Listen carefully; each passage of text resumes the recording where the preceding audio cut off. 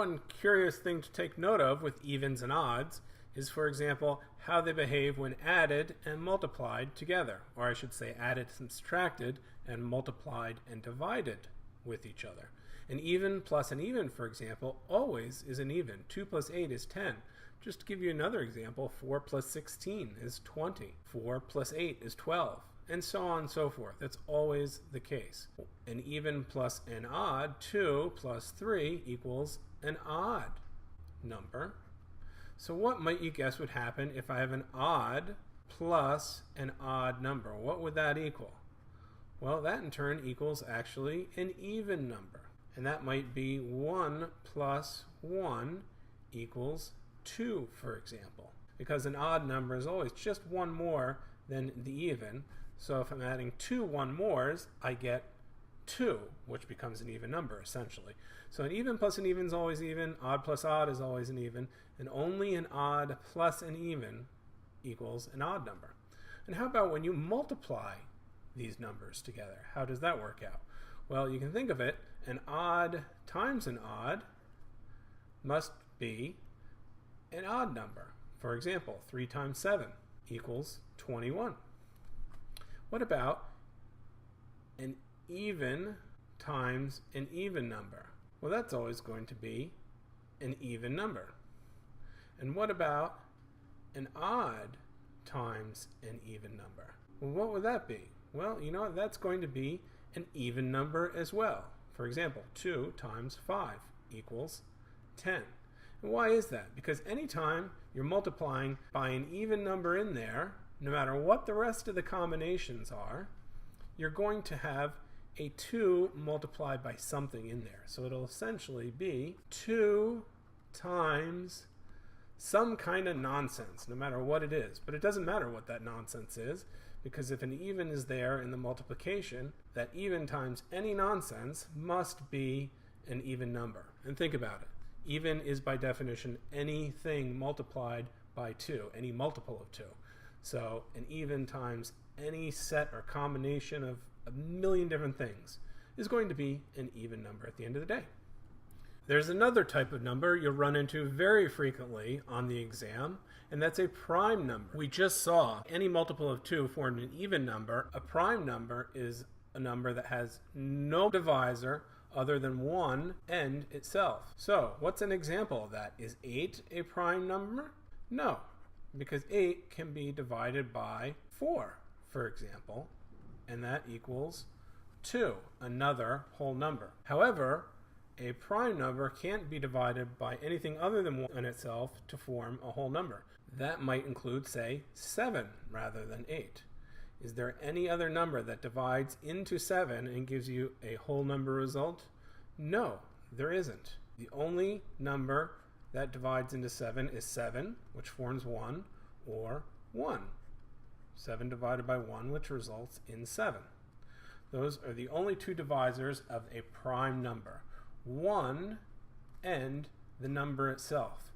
All other numbers are known as composite numbers. So in the case above, 8 would be a composite number, not a prime number, as we saw. Prime numbers look like the following. Not 1. 1 is not a prime number by definition, even though prime is divisible by 1 in itself. Do not include 1 in your prime number. Prime numbers are 2, 3, 5, 7, 11, 13, 17, 19, etc. And you should get to know your prime numbers very well up to 100 for the exam. Now all these numbers, especially the integers and the whole numbers, can be written in an expanded form. So for example, 5,438 is really just 5,000 plus 400 plus 30 plus 8. And that's really because we have a base 10 number system.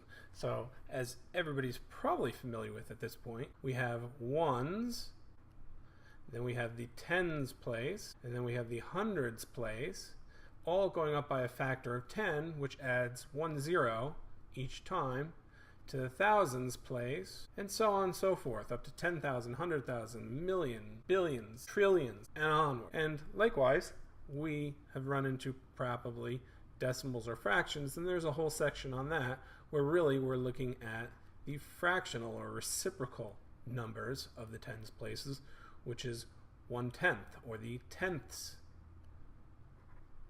place, 1/100ths, which is the hundredths place. I just like saying that. And so on and so forth. As we get greater and greater by factors of 10 or lower by factors of 10, we should make sure we know the symbols that help us order. And that's probably a good segue into looking at some of the symbols in general. For example, we'll run into greater than, less than, greater than or equal to, less than or equal to, which essentially means, say, the month of July has less than or equal to 31 days. In fact, we know there are exactly 31 days in July. So it's not just less than 31, but it's less than or equal to, because it includes 31 days for July. Other symbols might be the absolute value symbol, which always takes the positive. So if we have a number, -6, the absolute value, which is what's denoted by these vertical bars, equals +6. Always the positive value of everything inside contained in the expression. That word expression. What is an expression? Well, we have a whole separate instruction unit on that, but just to note, an expression is a series of numbers, variables, and operators, addition, subtraction, multiplication, so forth, form an expression. They're not actually equal to anything or forming an equation yet. They're by themselves. That's just called an expression. You will, from time to time, run into on the exam something like 4 factorial, which is this wonderful little exclamation. And all that really means is it's 4 times 3 times 2 times 1. And right about now, some of you might ask me the question, well, why am I using these little dots here? What are these dots?